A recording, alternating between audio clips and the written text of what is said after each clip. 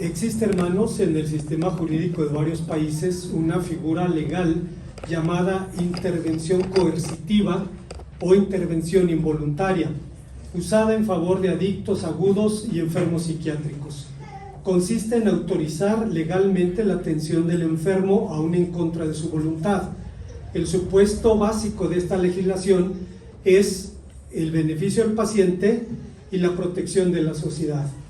Obviamente, para que un juez pueda ordenar una intervención coercitiva, es importante contar con un diagnóstico psiquiátrico que lo justifique, y ejemplo de esta legislación es la llamada Ley Kendra, una ley promulgada en Nueva York en 1999 en memoria de Kendra Webdale. Ella era una secretaria que fue arrojada a las vías del metro de Nueva York por un enfermo psiquiátrico, por un hombre esquizofrénico sin atención. Lo dramático es que el hombre arrojó a la joven a las vías del tren y se quedó parado allí, no intentó escapar, y entonces se discutió qué se podía hacer con personas así y se autorizó esta ley. Esta ley permite el tratamiento supervisado de enfermos que no requieren hospitalización, pueden vivir en la sociedad, pero sin tratamiento podrían sufrir recaídas, asumir conductas violentas e incluso el suicidio. Es claro que esta ley estará siempre en el ojo del huracán. Será motivo de controversia porque en el centro del debate están los derechos del enfermo, la responsabilidad del Estado, los alcances y limitaciones de la ley y la eficacia de los tratamientos. En un sentido, guardando el sentido de proporción, el libro del profeta Isaías nos habla precisamente de una intervención involuntaria, la intervención de Dios en favor de un pueblo enfermo, pero totalmente inconsciente de su mal. ¿Cuáles fueron las causas de un tratamiento semejante? ¿Qué motivó a Dios a actuar de esta manera a favor de su pueblo? Veamos, hermanos, las respuestas que el texto nos ofrece. Antes, hermanos, de pensar en las enseñanzas de este pasaje, debemos recordar que el apóstol San Pablo nos dice en su carta a los Romanos que las cosas que se escribieron antes para nuestra edificación se escribieron a fin de que por la exhortación y consolación de las Escrituras tengamos esperanza. Lo que el apóstol está diciendo es que lo que está escrito en la Biblia fue escrito para nosotros, fue escrito por causa de nosotros, con el propósito de formarnos, de alentarnos, de estimularnos. El libro del profeta Isaías es uno de los libros más hermosos del Antiguo Testamento.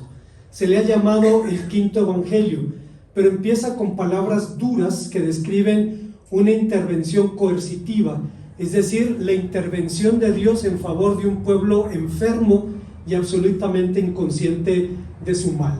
¿Cuáles fueron las causas de este tratamiento y por qué Dios tuvo que intervenir así en favor de su pueblo? Hay cuando menos tres respuestas a estas preguntas. La primera es que era por causa de un pueblo rebelde a su Dios. Esto nos lleva de inmediato a las definiciones. Hace unas décadas nos preguntamos ¿qué es un rebelde? Y debemos recordar que hace unas décadas una de las premisas de los grupos de izquierda era evolución por revolución.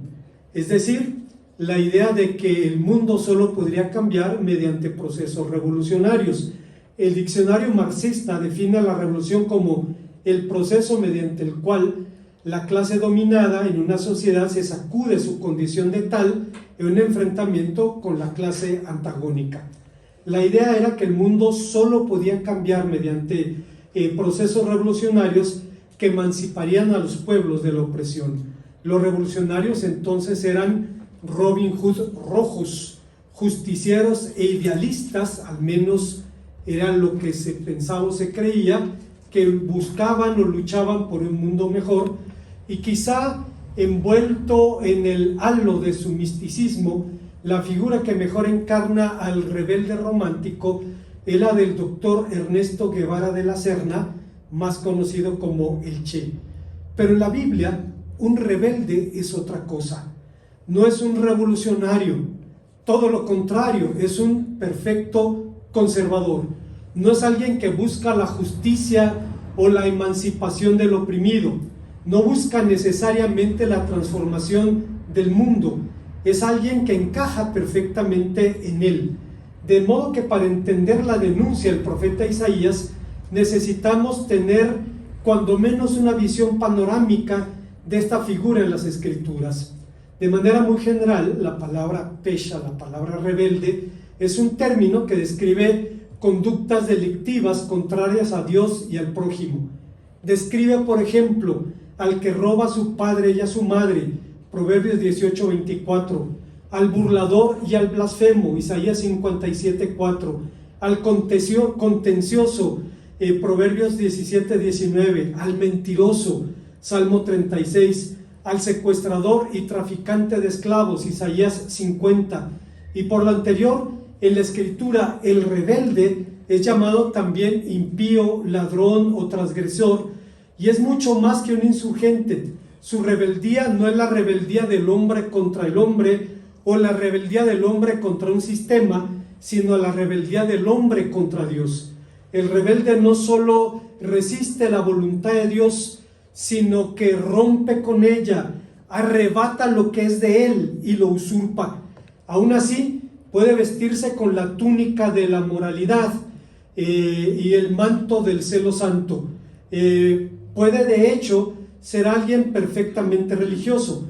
El profeta Amós describió en su profecía la hueca religiosidad de quienes pomposamente acudían a los santuarios de Israel, y dice el profeta: adelante, sacrifiquen a los ídolos en Betel y Gilgal, sigan desobedeciendo en sus pecados, que sean amontonados, sacrifiquen cada mañana y traigan diezmos 2 veces a la semana, porque así lo quieren.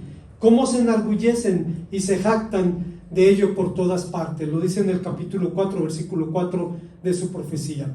Un transgresor puede decir lo siguiente, escuche usted con atención: hoy en día la gente ya no respeta nada. Antes poníamos en un pedestal la virtud, el honor, la verdad y la ley. La corrupción campea en nuestra sociedad.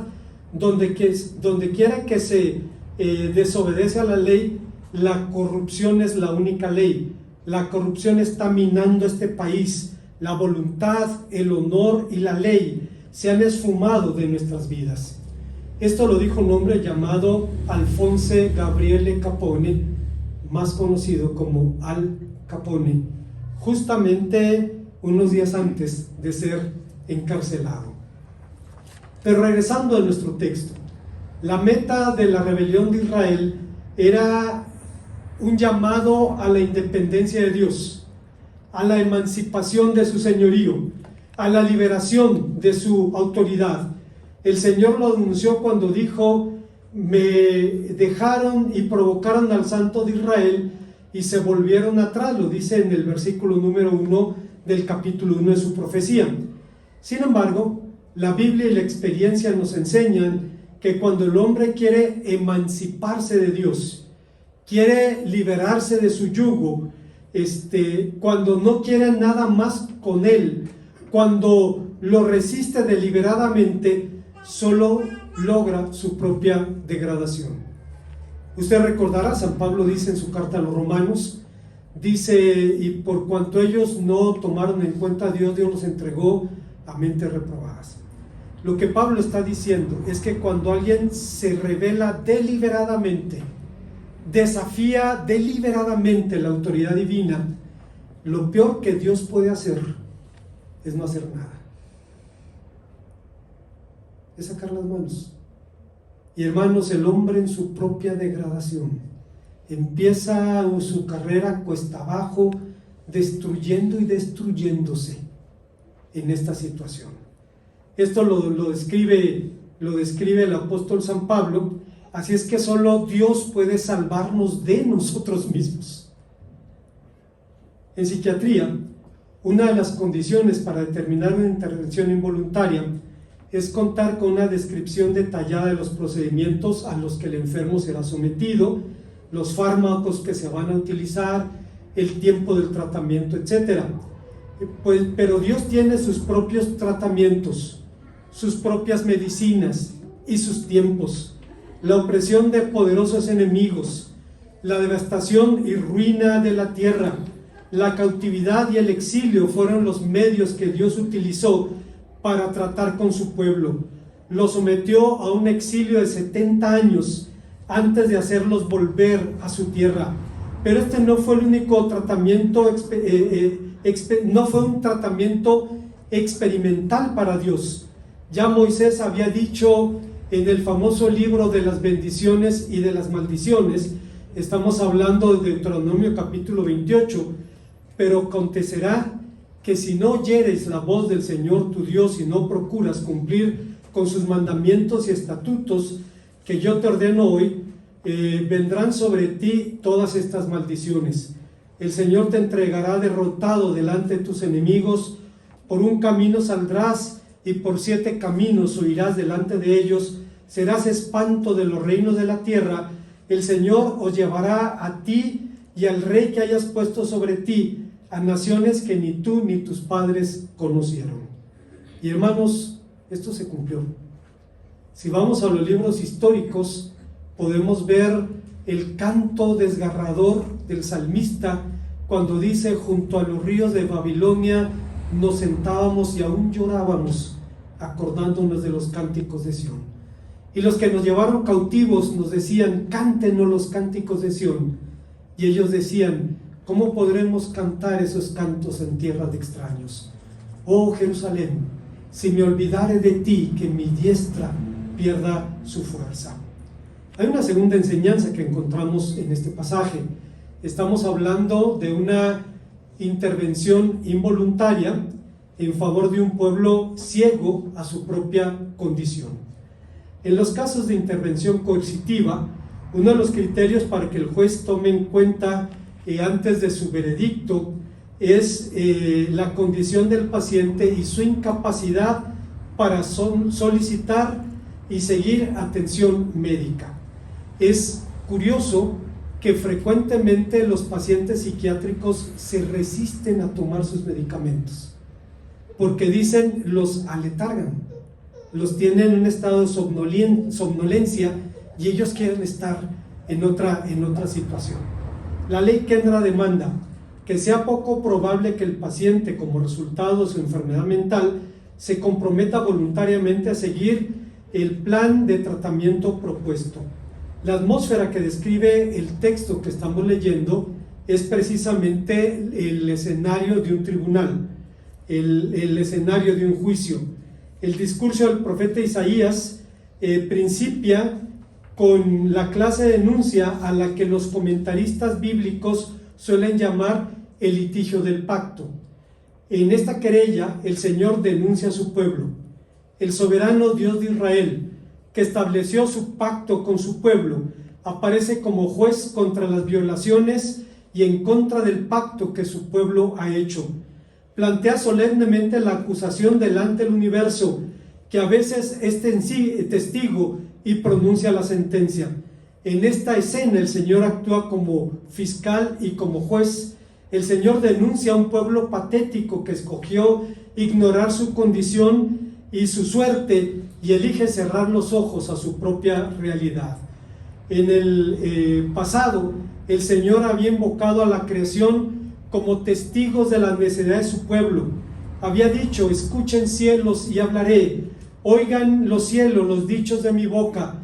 La corrupción es suya, de sus hijos es la mancha, generación torcida y perversa. Así pagáis al Señor, pueblo loco e ignorante. ¿No es tu Padre el que te creó, el que te hizo y te estableció?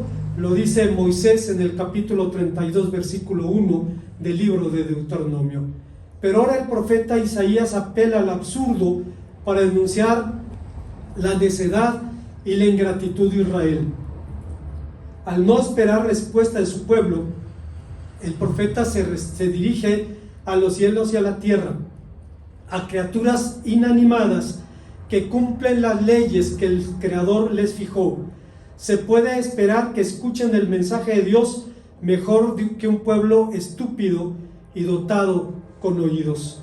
Después de apelar al asno y al buey, animales de los que popularmente se dice no son muy inteligentes, se llama al absurdo para hablar de que el buey y el asno conocen a su amo y conocen su casa. Yo recuerdo cuando mis hermanos Moreno, allá en la misión de Pie de Gallo, tenían vacas, llegaba el tiempo de lluvias, abrían los corrales de su casa y las vacas iban a la montaña. Allí se alimentaban, había agua, había pastos. Generalmente las vacas regresaban con becerros porque se apareaban allá en el cerro, y cuando llegaba el tiempo de la primavera, el tiempo de la seca, dicen, entonces ya no había agua ni había pastos y los animales solitos regresaban y sabían dónde estaba la casa de su amo.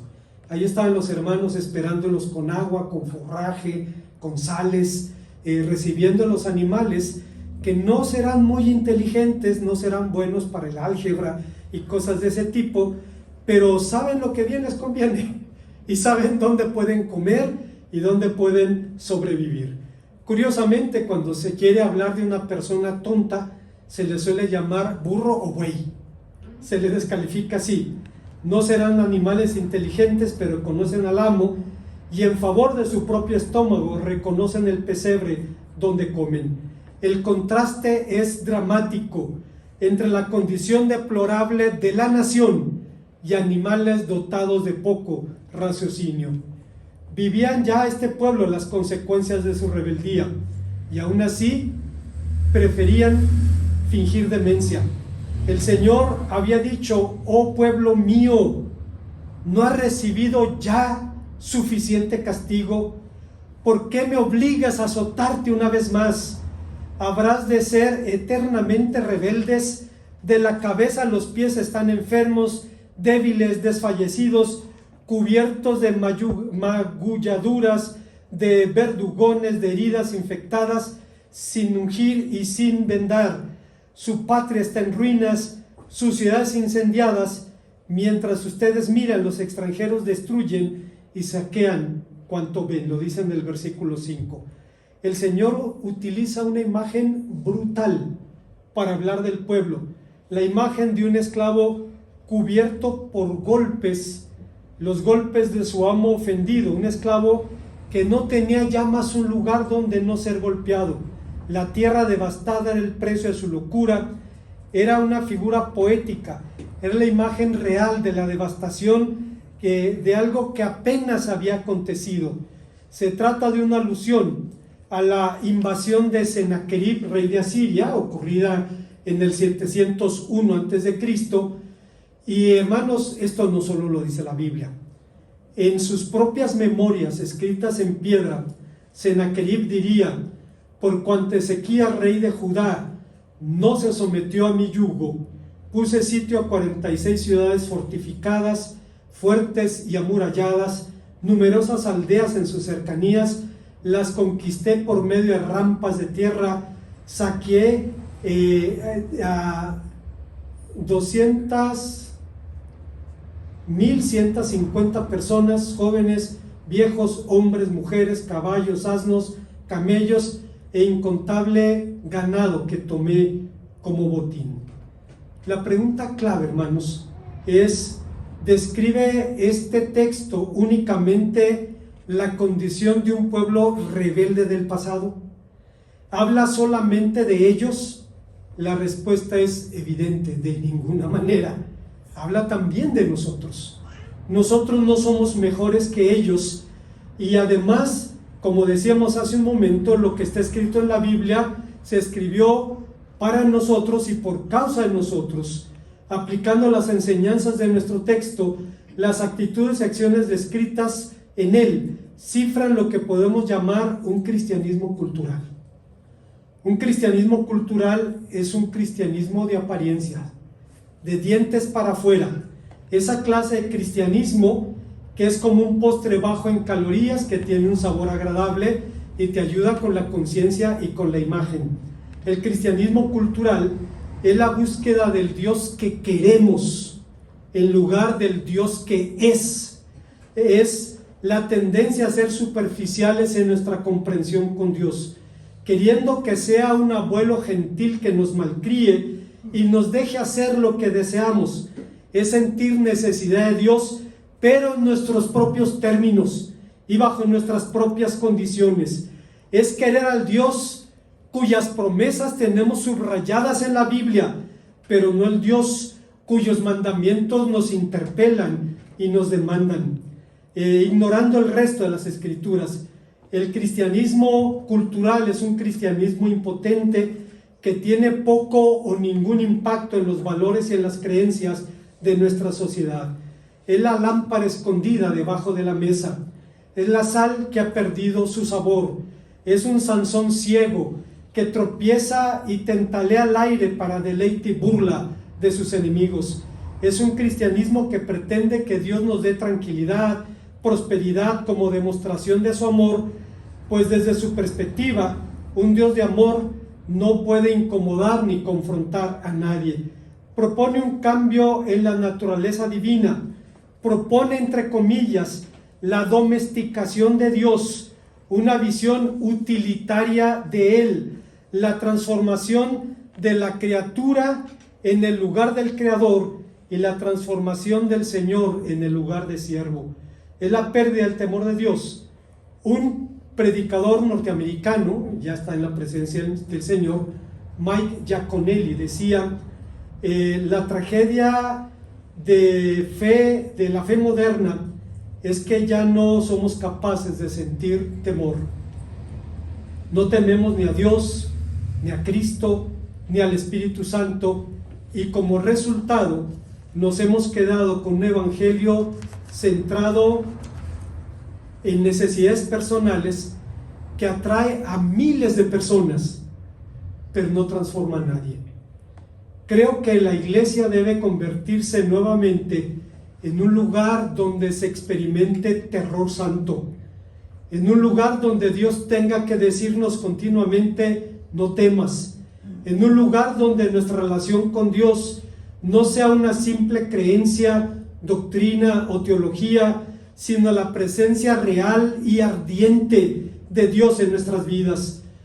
Sugiero que el Dios domesticado y relevante vuelva a ser el Dios cuya sola presencia haga pedazos nuestro ego, incinere nuestro pecado hasta convertirlo en ceniza y nos despoje dejándonos desnudos para revelar la persona real que somos en nuestro interior. Las iglesias necesitan convertirse en un lugar gloriosamente peligroso, donde nada sino solo nosotros estemos seguros en la presencia de Dios. Nada, incluyendo nuestra agenda, nuestras prioridades, nuestra política, nuestro dinero, nuestra seguridad, nuestra comodidad, nuestras posesiones, nuestras necesidades. Nuestro mundo necesita ver gente cuyo Dios es grande y santo, aterrador y tierno, un Dios cuyo amor nos lleva a atemorizarnos a sus brazos poderosos para escuchar su susurro, su dulce susurro y las palabras: te amo. Cuando digo esto, recuerdo a un varón de Dios que está en la presencia del Señor ahora, el hermano Alfonso Víctor Muñoz. Fue un evangelista que nació en los Estados Unidos, era hijo de un político del estado de Jalisco, si mal no recuerdo era gobernador de Jalisco. Si estamos hablando de un hombre de la alta sociedad en nuestro país. Nació en Estados Unidos, estaba estudiando medicina en la UAC y en algún momento volvió a Estados Unidos para conocer su país, y por situaciones de la vida se hizo adicto a la heroína. Empezó a comprar heroína y llegó el momento en que tenía que venderla para financiar su estilo de vida. Lo detuvieron en California, huyó a México y llegó a Hermosillo, y en la plaza pública conoció a una chica que lo invitó a la iglesia, la primera de Hermosillo. Dice, no tenía nada que hacer, no tenía dónde ir y la chica estaba guapa, entonces la acompañó a la iglesia. Era una campaña de evangelismo. Y el predicador estaba diciendo: no importa tu pecado, no importa lo que hayas hecho, no importa lo que seas, Cristo murió por ti. Y dice, cuando oí esas palabras, dice, fue un golpe a mi corazón, dice, no pude estar allí. Salió y empezó a darle vueltas a la manzana. Dice, porque esas palabras se habían apoderado de su corazón, no podía dejar de oírlas. Dice, cuando regresó al culto, el servicio ya se había terminado. Nada más estaba el predicador y el pastor de la iglesia. Usted dijo que no importa lo que seamos ni hagamos, usted no sabe lo que yo he hecho. Dice, no lo sé, pero Dios sí, y no le importa, mandó a su hijo morir por ti. Y empezaron a compartirle el evangelio y se entregó a Cristo esa noche. El pastor le dice, no te vayas, quédate aquí en el templo a dormir. Se no tenía dónde dormir. Fabuloso. Al otro día, a las 6 de la mañana, el pastor estaba levantándolo. Vamos a desayunar, vamos a visitar, vamos a hacer tal cosa. Se regresaron de la noche al templo. Segundo día fue igual. Dice, el pastor sabía lo que venía. El tercer día vino el síndrome de la abstinencia. Dice, perdón por lo que voy a decir, vómito, convulsiones, temblor, sudor. Dice, es morirte 1000 veces. Dice, y allí estaban las hermanas orando por mí 3 días. 3 días hasta que superó la crisis. Salió de la crisis y bueno, Dios lo destinó para el ministerio de evangelista. Y él decía, lo que escuché ese día en la iglesia, dice, golpeó mi corazón de una manera que ya no pude separarme. Tuve que hacer lo que hizo el patriarca Jacob cuando abrazó al ángel y le dijo, no te soltaré hasta que me bendigas. Hay una tercera y última enseñanza en nuestro pasaje, y es que el texto habla de una intervención involuntaria en favor de un pueblo al alcance de su esperanza. A pesar de su mal, el enfermo no estaba desahuciado. La nación todavía tenía esperanza. El padre que la engendró se disponía a salvarla. En derecho, la base de la intervención involuntaria es el concepto de parens patriae, que significa padre de la nación, y se refiere a una a la fuente de la política del Estado para actuar como un padre, en el caso de un niño abusado, o como protector de personas con necesidades especiales. En nuestro texto, el padre de la creación, el padre de todos los espíritus, como dice el autor de la epístola a los Hebreos en el capítulo 12, versículo 9 de su libro, lo que significa el padre de todos los seres creados, se disponía a intervenir en favor de su pueblo. Su intervención haría la diferencia en la suerte de la nación. El profeta Isaías lo enfatiza cuando utiliza la llamada partícula condicional negativa. Es una palabra hebrea, lulai, que significa si no hubiera sido. Si no hubiera sido. Jacob la utilizó cuando peleó con su suegro y le dijo, si no hubiera sido por mi Dios, dice, me habrías enviado con las manos vacías. Usted recordará este pasaje donde Jacob tiene que pelear con Labán, su suegro, y el suegro veía que Dios bendecía a Jacob y ahora le cambiaba el salario y Dios lo bendecía de otra manera, y Jacob en algún momento le dice, si no hubiera sido por mi Dios, me hubieras mandado con las manos vacías. La utilizó el salmista cuando decía, hubiera yo desmayado si no creyere que veré la bondad de Dios en la tierra de los vivientes, o si no me ayudara el Señor, pronto moriría mi alma en el silencio. En su caso, Isaías dice, si el Señor de los ejércitos no nos hubiera dejado un resto pequeño, seríamos como Sodoma y como Gomorra. Decía que de la masa del pueblo, Dios se reservaba un remanente para continuar con su propósito. La idea del remanente, de ese resto purificado por Dios, hecho depositario de la promesa, ocupó a partir de allí un lugar importante en el pensamiento de los profetas. De hecho, uno de los hijos de Isaías se llamaba Shear Yashub, que significa un remanente o un resto volverá, Isaías 7:3. Pero no habla de eso aquí. El texto habla más bien de que el hecho mismo de que hubiera un puñado de sobrevivientes de la invasión de Sennacherib era prueba de la misericordia de Dios, que había perdonado a un pueblo que merecía realmente el exterminio. No es extraño entonces que Isaías sea llamado el quinto evangelista o el profeta evangélico, y tampoco que sea el profeta más citado en el Nuevo Testamento. Isaías era vocero de la salvación. Su propio nombre, Yeshayahu, significa el Señor salva. Era un anuncio de esperanza.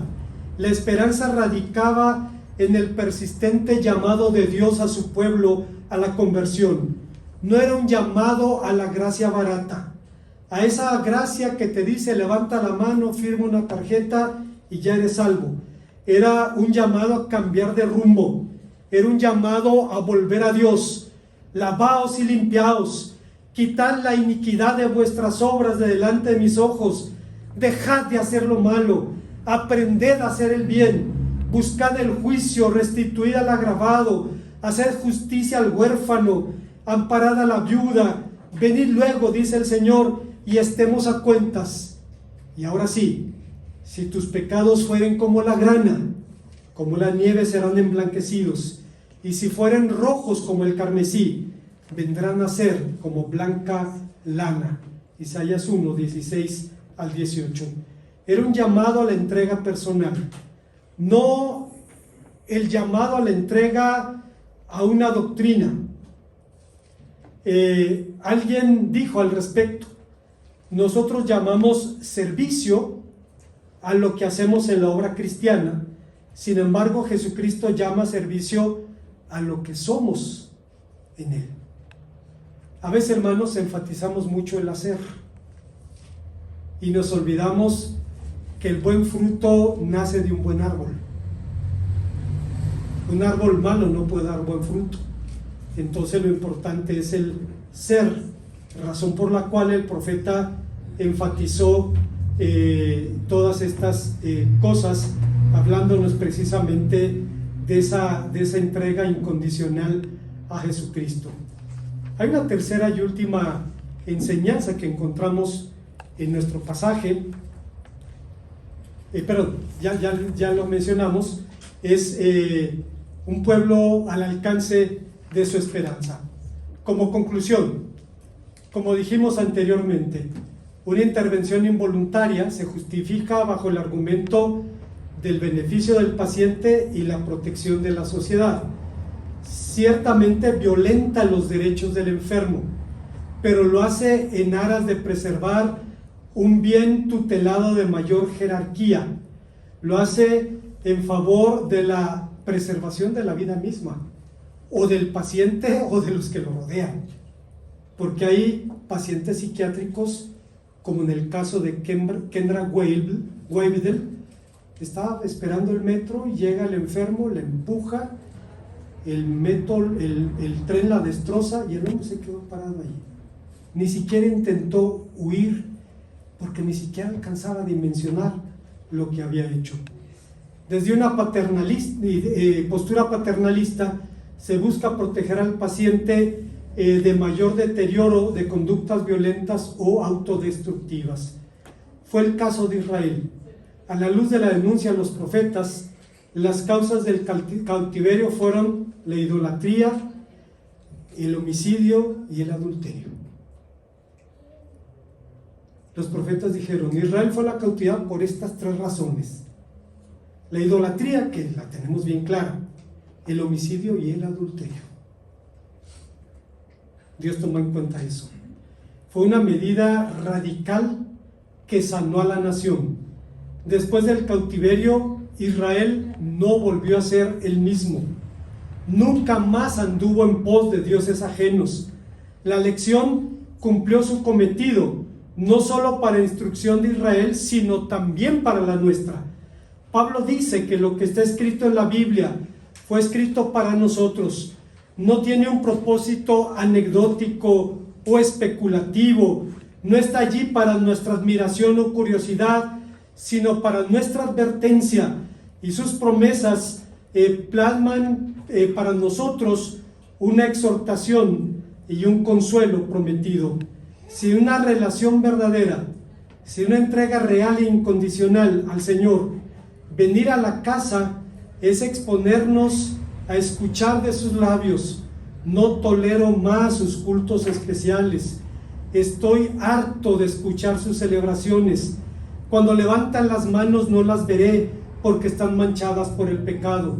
Levántense, lávense, límpiense, quiten las obras malignas delante de mis ojos, dejen de hacer el mal, restituyan al agraviado, hagan justicia al huérfano, amparen a la viuda, vengan luego y estemos a cuentas, dice el Señor. Esta invitación está acompañada por una seria advertencia. Cuanto más generosa la invitación, tanto más grave la advertencia.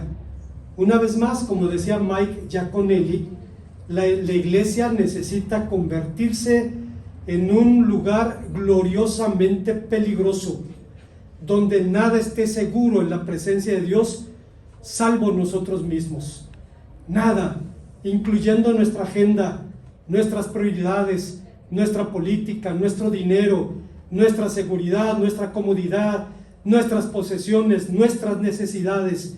Nuestro mundo necesita ver gente cuyo Dios es grande y santo, aterrador y tierno, un Dios cuyo amor nos lleva atemorizados a sus poderosos brazos para escuchar en el susurro de sus palabras: te amo. Creo, hermanos, que más que nunca necesitamos volver a los profetas y vernos allí, un pueblo ciertamente bendecido, porque lo que somos y lo que tenemos viene de Dios. Lo mucho o lo poco que usted tenga y Dios le haya dado viene de Él. No sé si usted algún día ha volteado a su alrededor y se ha preguntado: ¿de dónde salió todo esto? De la mano de Dios, de su gracia. Pero entre más generosa es la gracia de nuestro Dios, mayor es también el compromiso. El Señor dice en el libro del profeta Oseas que Dios llama de varias maneras, que nos llama a veces con lazos de amor, con cuerdas humanas, pero en Isaías nos dice también que nos llama con cadenas de cautividad, hasta que volvamos a Él quebrantados. Y ese pequeño remanente, hermanos, ese puñado de gente fiel, pudo preservar el testimonio hasta la venida de nuestro Señor Jesucristo. Dios es fiel y nosotros debemos serlo también. Oremos a nuestro Dios. Gracias, Padre Santo, te damos por tu palabra, porque nos permites venir a ella y, Padre, encontrarnos con un Dios así, santo, poderoso, temible y amoroso. Te bendecimos por esto, en Cristo Jesús. Amén.